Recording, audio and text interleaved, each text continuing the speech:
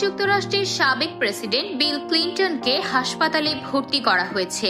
জ্বরে আক্রান্ত হওয়ার পর স্থানীয় সময় গতকাল সোমবার তাকে ওয়াশিংটন ডিসির জর্জটাউন ইউনিভার্সিটি মেডিকেল সেন্টারে ভর্তি করা হয় বলে জানিয়েছে তার কার্যালয়।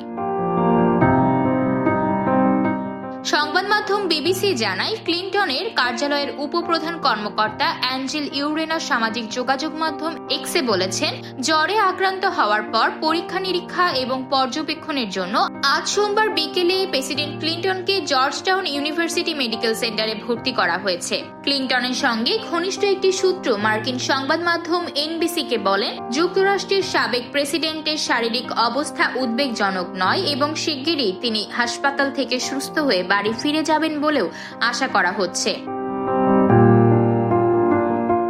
এর আগে 2021 সালের অক্টোবরে রক্তের সংক্রমণের কারণে ক্লিন্টনকে 5 রাত হাসপাতালে ভর্তি থাকতে হয়েছিল।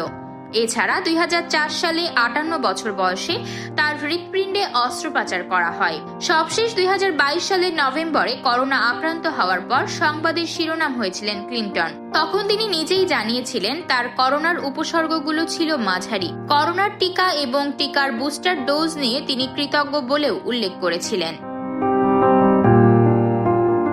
ক্লিন্টনের বয়স বর্তমানে 78 বছর। পুরো নাম বিল জেফারসন ক্লিন্টন। যুক্তরাষ্ট্রের দক্ষিণাঞ্চলীয় রাজ্য আরকানসাসের এই শীর্ষ ডেমোক্র্যাট নেতার জন্ম 1946 সালের 19 আগস্ট।